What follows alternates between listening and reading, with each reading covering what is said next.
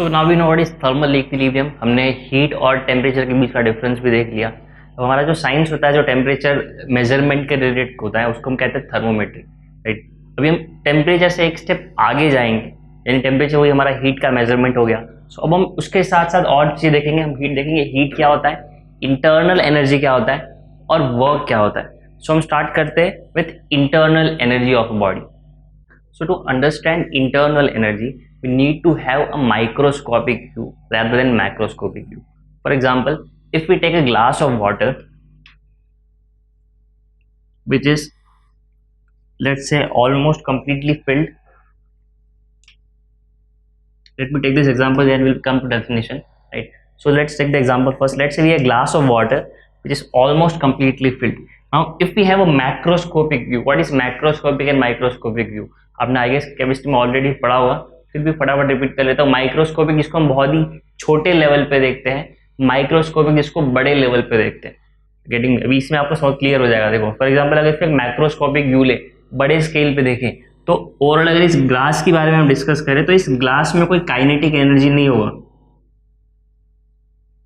Because glass is at motion, उसमें कोई motion नहीं हो रहा है, तो उसमें काइनेटिक एनर्जी नहीं होगा। और लेट से ये मेरा फिलहाल तो हमने इसको ग्राउंड पे रखा हुआ है, विच मीन्स पोटेंशियल एनर्जी इसका हम जीरो कंसिडर कर सकते हैं।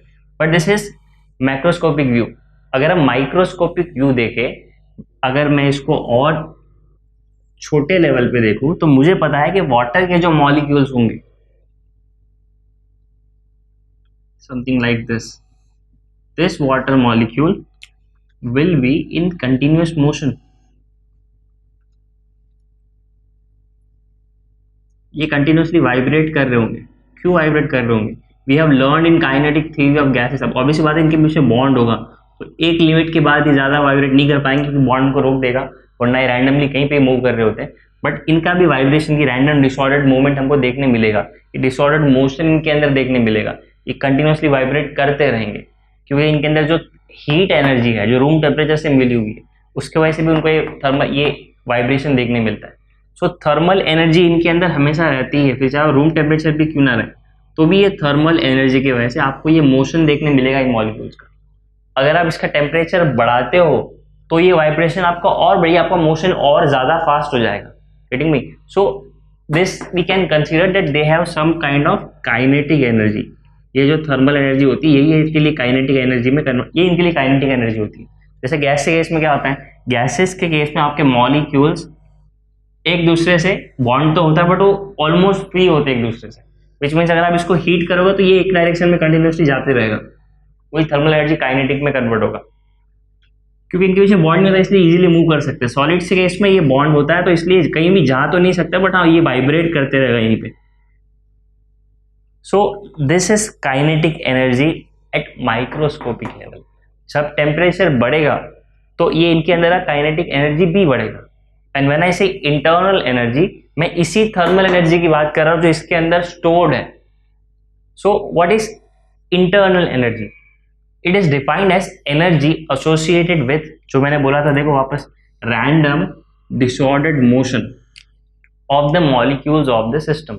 सो मॉलिक्यूलर थ्योरी हमारा क्या कहता है? मॉलिक्यूलर थ्योरी कहता है कि हर एक बॉडी में अगर थर्मल एनर्जी होता है तो उसके मॉलिक्यूल्स कंटिन्यूअस मोशन में होते हैं। वाइब्रेशन हो सकता है, गैसेस के केस में रैंडम मोशन भी हो सकता है, स्ट्रेट लाइन में जो गैसेस के पार्टिकल ट्रैवल करते हैं।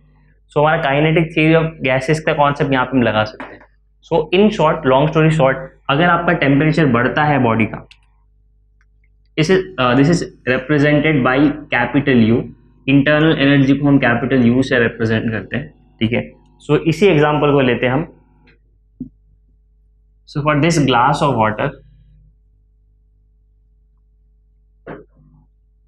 So the glass of water जो मैं थोड़ी देर पहले लिया था, सो इसके अंदर भी कुछ अमाउंट ऑफ थर्मल एनर्जी होगा, डिपेंडिंग अपॉन जो उसका रूम टेम्परेचर है उसके हिसाब से, राइट। सो जो भी इसके अंदर थर्मल एनर्जी रहेगा वही उसका काइनेटिक एनर्जी हो गया, जो हमने काइनेटिक थ्योरी ऑफ गैसेस पढ़ा है, और उसी को यहाँ पे हम इंटरनल एनर्जी बोल रहे हैं, जिसको मैंने नाम दिया U। Let's name this U1, क्योंकि अब इसके अंदर का इंटरनल एनर्जी हम चेंज करने वाले। कैसे चेंज करेंगे? लेट्स से इसको हम हीट प्रोवाइड करते हैं। अगर मैंने इसको कंटिन्यूसली हीट किया, तो क्या होगा यहाँ पे, इसके लिए गेन इन एनर्जी होगा, heat energy. Heat energy gain करेगा कि उसको हम उसको बाहर से हीट एनर्जी दे रहे हैं। तो इसका मतलब क्या हुआ, अब इसके अंदर के जो मॉलिक्यूल्स होंगे वो ज़्यादा फास्ट वाइब्रेट करना स्टार्ट करेंगे, जिसके वजह से इसका इंटरनल एनर्जी अब चेंज हो जाएगा, उसका नया इंटरनल एनर्जी हो जाएगा U2। पहले था U1 पर अब वो पहुंच गया है U1 से U2। अगर मैं इसका उल्टा करूं, for example rather than heating this, अगर हम इसका टेम्परेचर कम करें, सो पहले जो मेरा ग्लास था उसके लिए मैंने लिया U1, फिर मैंने इसी ग्लास को किया हीट, और तीसरे केस में इसी ग्लास का हम टेम्परेचर करेंगे कम। सो पहले केस में क्या था, normal glass of water at room temperature. For second case हमने इसी ग्लास ऑफ वाटर को किया हीट, हीट करने पे इसका इंटरनल एनर्जी चेंज हो गया, अब हमने इसको नाम दिया U2। सो पहले केस में क्या हो रहा था, कुछ नहीं, दूसरे केस में गेन इन हीट एनर्जी हो रहा था, तो यहाँ पे हम लिखते हैं gain in energy, which energy, thermal energy और हीट एनर्जी। थर्ड केस में अब हम क्या करते हैं, for third case let's keep this glass of water in a surrounding which is comparatively very cold.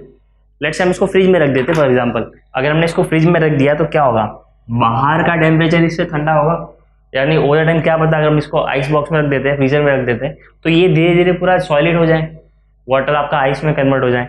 तो इस केस में क्या होगा, इसके अंदर जो भी थर्मल एनर्जी है ये बाहर एस्केप करेगा। For this case we will observe loss in energy.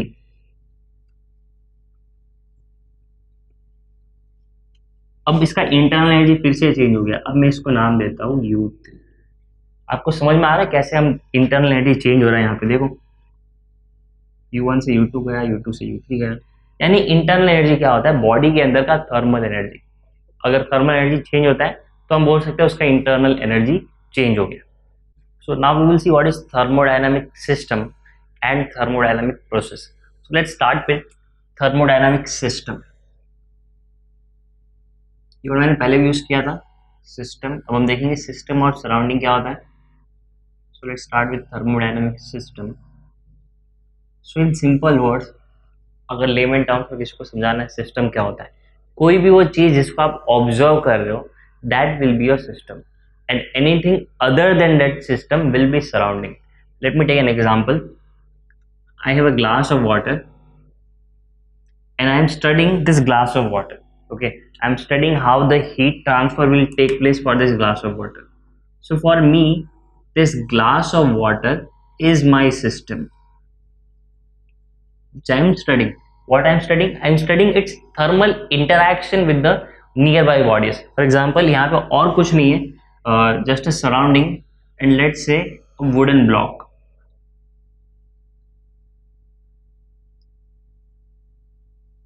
So wooden block, glass of water and surrounding. So when I say surrounding, I mean the surrounding environment, right? But now we will define it properly, क्या आगे आपको confusion ना हो system और surrounding में। तो system का definition क्या है जिसको हम स्टडी कर रहे हैं, हम स्टडी कर रहे हैं कि ग्लास ऑफ वाटर है, इसके लिए हीट एक्सचेंज कैसे होगा, यानी कि whether it will lose heat to the surrounding, whether it will gain heat from the surrounding or it will lose heat to this nearby object, or it will gain heat from the nearby object. Getting my point? So this is the system which we are studying. वो चीज जो हम study कर रहे हैं उसको हम बोलेंगे system. We are studding this glass of water, so this glass, everything inside this glass is my system, इसको हम स्टडी करेंगे। और ये जो ग्लास हो गया, इसका ये जो बाउंड्री है, ये इधर ये पूरा ग्लास का, और यहाँ पे इसका जहाँ पे वो एटमॉस्फेयर जस्ट मिल रहा है, this will be called as boundary और border. So we have system, we have system boundary, system border, and everything else beyond this boundary और border will be my surrounding. अब मैंने सराउंडिंग किसको बोलता है, आसपास के एटमॉस्फेयर को, एयर को, बट नहीं, यहाँ पे डेफिनेशन के हिसाब से आपका ये वुडन ब्लॉक भी सराउंडिंग में आ गया, आपके आसपास का एटमॉस्फेयर भी सराउंडिंग में आ गया। मैंने अगर इनको टेबल के ऊपर रखा है तो टेबल भी सराउंडिंग में आ गया. Everything except the system will be surrounding. तो सिस्टम जिसको हम ऑब्जर्व कर रहे हैं उसके अलावा बाहर की सारी चीजें will be my surrounding. So this is my thermodynamic system. Everything else will be thermodynamic surrounding. अब मैं बोल सकता हूँ ये मेरा एक दूसरा सिस्टम है, wooden block. System 1, system 2. So this is my system 1. Let's say this is my system 2. But according to system 1, system 2 will be also part of surrounding for him. And according to system 2, system 1 will be also part of surrounding. Getting me? So now we know what is system and surrounding. So we can classify thermodynamic systems in 3 different types. हम यहाँ पे सिर्फ heat transfer देख रहे हैं, but we'll also consider mass transfer. For example, ये जो मेरा glass of water है, क्या इसमें mass transfer हो सकता है? हो सकता है. पानी हम यहाँ से बाहर निकाल सकते हैं. ये पानी जो है we can take out. और we can also pour some new water in this. इसमें हम पे heat transfer, mass transfer दोनों होगा. ये wooden block में कुछ कर सकते हैं. wooden block आपका फिक्स है वहाँ पे, तो आप चाहो तो कट करके उसको 2 पार्ट में स्प्लिट कर सकते हो. तो based on heat and mass transfer, we can classify thermodynamic system in 3 different types. ये तीनों एक एक करके देखते हैं. So based on the exchange of heat and mass allowed in the system, we can classify it in 3 types, which is open, closed and isolated. So before getting into all these 3 step by step, we will first understand our basic diagrams हम use करेंगे यहाँ पे. Let's say we have a system. ये हमारा system है, right? This will be boundary of my system, and everything outside this system will be surrounding. Right, so I will be using the same diagram for all 3. So let's start with open. So we have the system, some random system. This will be its boundary, and the outside will be its surrounding. So the difference between open, closed and isolated will be, let's start with open. For the case of open, we can see that for open system, there will be exchange of mass, which means if the system is open, mass can be exchanged with the surrounding. Right? अब ये भी मेरा surrounding आ गया पूरा, इसके बाहर का ये पूरा surrounding है. सो आप चाहो तो यहाँ पे मास एक्सचेंज कर सकते हो. सिस्टम के अंदर थोड़ा मास डाल दिया, थोड़ा बाहर निकाल दिया. जैसे मैंने ग्लास ऑफ वाटर का एग्जांपल लिया था. सो पानी डालो, आप पानी बाहर भी निकाल सकते हो. This will be my open system in which you can exchange mass as well as you can exchange heat. तो आपका हीट एक्सचेंज भी होगा, मास एक्सचेंज भी होगा. तो एक बार तीनों देख लेते, फिर एग्जाम्पल के साथ देखते हैं. Now close system will B one in विच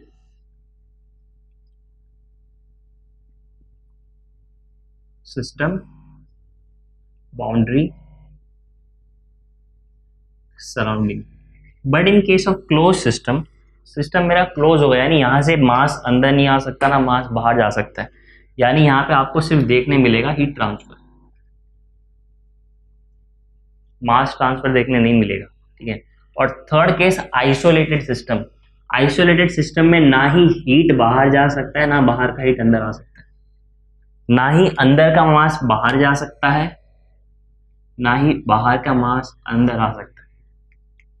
इस केस में आपका हीट एक्सचेंज हो रहा था, पर आपका मास एक्सचेंज नहीं हो रहा था. मास अंदर का बाहर नहीं, बाहर का अंदर नहीं.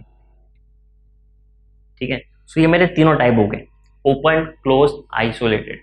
सो भी एक एक करके एग्जांपल लेते हैं. ओपन सिस्टम, लेट्स से मेरे पास एक बीकर है. इस बीकर को हम कर रहे हैं कंटिन्यूसली बॉईल. और बॉईल क्या हो रहा है, बीकर के अंदर पानी डाला जो बॉईल हो रहा है. सो इस केस में क्या होगा, इस केस में अगर हम इसको नीचे से हीट प्रोवाइड कर रहे हैं तो ऑब्वियस बात है ये बीकर के थ्रू होते हुए ये हीट अंदर एंटर करेगा, सिस्टम का टेम्परेचर बढ़ेगा. राइट. तो अंदर जो भी लिक्विड है, लेट्स से वाटर है, अंदर वाटर का टेम्परेचर बढ़ेगा. तो यहाँ पे हीट एक्सचेंज हो रहा है ना, तो इस केस में आपको हीट एक्सचेंज देखने मिलेगा. Heat exchange heat can be exchange, but यहाँ पे ऊपर से ये ओपन है, विच मीन्स कि यही पानी इवेपोरेट होके गैस बन के, वाटर वेपर बन के सराउंडिंग को चले जाएगा, विच मीन्स यहाँ पे हीट और मास दोनों ही एक्सचेंज हो सकते हैं सिस्टम और सराउंडिंग के बीच में। क्लोज सिस्टम, लेट्स से यही एग्जांपल लेते हैं, पर अब ये बीकर एक क्लोज्ड बीकर है, यानी ऊपर से लेट्स से हमने इसको लिड से कंटिन्यूसली ऐसे टाइट पैक कर दिया कि अब इसके अंदर का जो मास है वो बाहर नहीं जा सकता, बाहर का अंदर नहीं आ सकता। सो लेट्स से ये बीकर पूरा पानी से भरा हुआ है, ऑलमोस्ट पूरा, इसको हम करते हीट।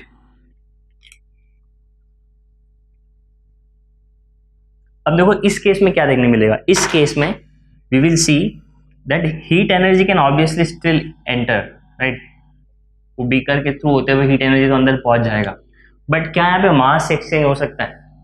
इस केस में हमारा मास एक्सचेंज नहीं हो सकता, क्योंकि वो बीकर क्लोज्ड है सारी साइड से, मास अंदर का बाहर कैसे जाएगा?